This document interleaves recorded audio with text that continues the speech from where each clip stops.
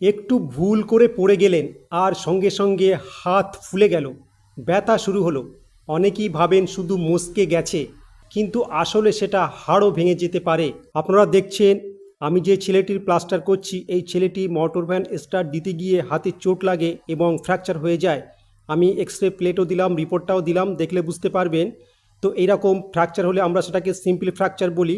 তো এখানে পরিষ্কারভাবে আমি কিভাবে প্লাস্টার করতে হবে পরপর ধাপে ধাপে দেখিয়ে দিয়েছি, কোন পদ্ধতি অবলম্বন করে প্লাস্টার করতে হয়। এবং আজকের ভিডিওতে আলোচনা করব আমাদের প্লাস্টার কিভাবে করা হয়, তার সঙ্গে কত রকমের প্লাস্টার আছে, প্লাস্টার কতদিন রাখতে হবে এবং কত রকমের ফ্র্যাকচার আছে, এই নিয়ে ডিটেলস কথা বলবো। অবশ্যই ভিডিওটা স্কিপ করবেন না, সম্পূর্ণ ভিডিওটা দেখতে থাকুন এবং প্রচুর পরিমাণে শেয়ার করে অন্যদেরকেও দেখার সুযোগ করে দিন। আমরা জানি অ্যাডাল্ট মানুষের 206খানা হাড় থাকে। মানুষের শরীরের হাড় এমনই এক জিনিস যার আলাদা করে যত্ন আত্মীর প্রয়োজন পড়ে না। তাই হাড় থাকতে হাড়ের মর্ম বিশেষ কেউ বোঝে না। বোন ফ্র্যাকচার কি? ডাক্তারি পরিভাষায় হাড় ভাঙা বলতে হাড়ের কমিউনিটিতে যখন কোনো ছেদ পড়ে সেইটা বোঝায়। হাড়ের অনেক স্তর থাকে, একদম বাইরের একটা স্তর বা পর্দা থাকে যাকে আমরা বলি পেরিঅস্টিয়াম। তারপর থাকে কর্টিক্যাল বোন, তার মাঝে থাকে মজ্জা। এটি অনেকটা রডের মতো ত্রিমাত্রিক গঠনের।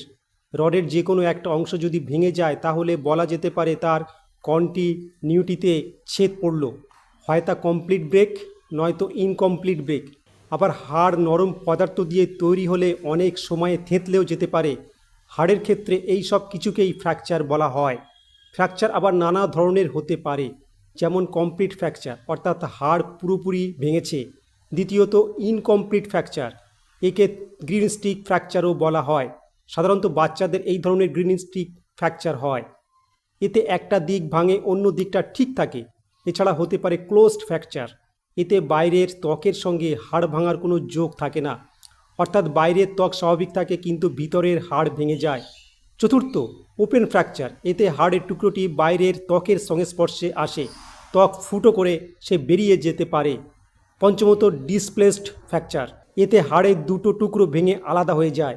আবার মিনিম্যালি ডিসপ্লেসড বা আনডিসপ্লেসড ফ্র্যাকচার হলেও হাড় ভাঙে কিন্তু নিজের জায়গাতেই সে থাকে।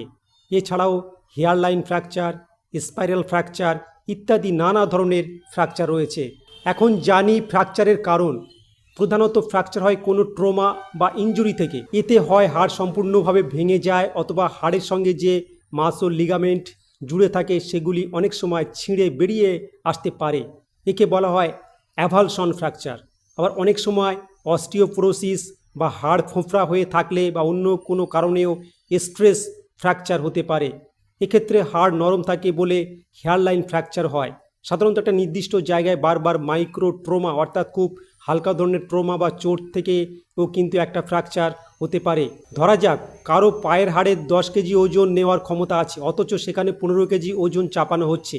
এক্ষেত্রে কয়েক মাস বা বছর পরে এই ধরনের ফ্র্যাকচার লাইন তৈরি হওয়ার সম্ভাবনা থাকে। Osteoporosis, vitamin D3 deficiency, rheumatoid arthritis অথবা কোনো হরমোনজনিত সমস্যা থেকেও এই ধরনের ফ্র্যাকচার হতে পারে। প্যাথোলজিক্যাল থেকেও কিন্তু ফ্র্যাকচার হতে পারে। হাড়ের ভিতরে টিউমার বা কোনো সংক্রমণের বা ইনফেকশনের কারণে হাড়ের শক্তি বা পাওয়ার কমে গিয়ে ফ্র্যাকচার হয়। জন্মগত ত্রুটির কারণেও অর্থাৎ কনজেনিটাল ডিফর্মিটি থেকেও হাড়ের শক্তি কম থাকতে পারে, এতে সহজেই ফ্র্যাকচার হওয়ার সম্ভাবনা থাকে।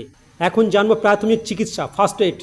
হাড় ভাঙার ক্ষেত্রে প্রাথমিক চিকিৎসা খুব গুরুত্বপূর্ণ।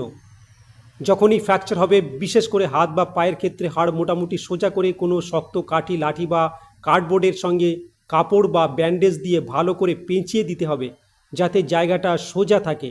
অনেক সময় হাড় ভাঙার পর হাত বা পা বেঁকে যায়, তখন তাকে সোজা অবস্থায় আনাটাই প্রাথমিক চিকিৎসা।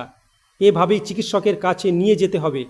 সোজা করতে গেলে অনেক সময় প্রথম দিকটা ব্যথা লাগতে পারে, তাই বরফ দিয়ে ব্যথা আগে কিছুটা কমিয়ে নিতে হবে। বুঝবেন কিভাবে? হাড় ভাঙার প্রথম উপসর্গ হচ্ছে ব্যথা এবং ডিফর্মিটি অনেক সময় থাকে। হাড়টা তখন এক সরল রেখায় থাকে না, বেঁকে যায়। তৃতীয় উপসর্গ, অনেক সময় ব্যথার জায়গাটি নীল হয়ে যায় অর্থাৎ ভিতরে রক্তপাত হচ্ছে, ব্লিডিং হচ্ছে। চতুর্থ উপসর্গ, হাড় ভাঙার জায়গাটি ঠিকমতো কাজ করে না, যেমন পায়ে ফ্র্যাকচার হলে পায়ের উপরে ভর দেওয়া যায় না, হাতে ফ্র্যাকচার হলে হাত নাড়ানো যায় না, অথবা হেয়ারলাইন ফ্র্যাকচার হলে হাত পা বা আঙুল নাড়ানো যায় ঠিকই, কিন্তু সেক্ষেত্রেও নাড়ানোর সময় ব্যথা অবশ্যই করবে। এছাড়াও ফ্র্যাকচার হলে অনেক সময় হাড়ে হাড়ে ঘষা খেয়ে এক ধরনের কড়কড় আওয়াজ হয়। আমরা চিকিৎসকরা সেটা শুনে অনেক সময় বুঝতে পারি হাড় ভেঙেছে কিনা। এখন আসি ফ্র্যাকচার ম্যানেজমেন্ট কিভাবে করা হয়। প্রাথমিক চিকিৎসার পর রুগীকে যখন ডাক্তারের কাছে নিয়ে যাওয়া হয়, ডাক্তার প্রথমেই এক্স রে, সিটি স্ক্যান বা কিছু ক্ষেত্রে এমআরআই করে জায়গাটা দেখে নেন। তারপর স্প্লিন দিয়ে সাময়িকভাবে জায়গাটা ধরে রাখা হয়। এই সময় চিকিৎসকরা সিদ্ধান্ত নেন, আমরা সিদ্ধান্ত নিই সেখানে প্লাস্টার করা হবে নাকি অস্ত্রোপচার বা অপারেশন করার প্রয়োজন আছে। এখানে একটা কথা মনে রাখতে হবে, ফ্র্যাকচারের নিরাময় সম্পূর্ণ নিজে থেকেই হয়।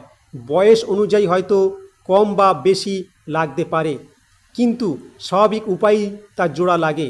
এখানে চিকিৎসকের ভূমিকাটি হলো দুটি আলাদা হয়ে হাড়ের টুকরোকে এক রেখায় নিয়ে আসা, প্লাস্টার, প্লেট, স্ক্রু বা রডের সাহায্যে। বাকি কাজটা নিজে থেকেই সম্পন্ন হবে। হাড় জোড়া লাগার পর ধীরে ধীরে থেরাপির মাধ্যমে নিকটবর্তী জয়েন্ট এবং পেশিগুলো স্বাভাবিক কর্মক্ষমতা ফিরিয়ে আনা যায়। অন্যথায় জায়গাটি শক্ত হয়ে যায় এবং পেশিগুলো শিথিল হয়ে পড়ে। মনে রাখা দরকার, ফ্র্যাকচারের চিকিৎসা যথাযথভাবে এবং ঠিক সময় হলে সংশ্লিষ্ট অঙ্গ ঠিক আগের মতোই কাজ করতে পারে, কোথাও কোনো পরিবর্তন হয় না। এখন ছোট্ট করে জানার চেষ্টা করি প্লাস্টার কতদিন রাখতে হবে। শিশু যদি হয় 3 থেকে 4 সপ্তাহ রাখতে হয়, কিশোর যদি হয় 4 থেকে 6 সপ্তাহ প্লাস্টার আমরা রাখি, প্রাপ্তবয়স্ক যদি হয় 6 থেকে 8 সপ্তাহ রাখা হয়। কিছু ফ্র্যাকচার আছে যেগুলোর জন্য 8 থেকে 12 সপ্তাহ দরকার হতে পারে। ধন্যবাদ।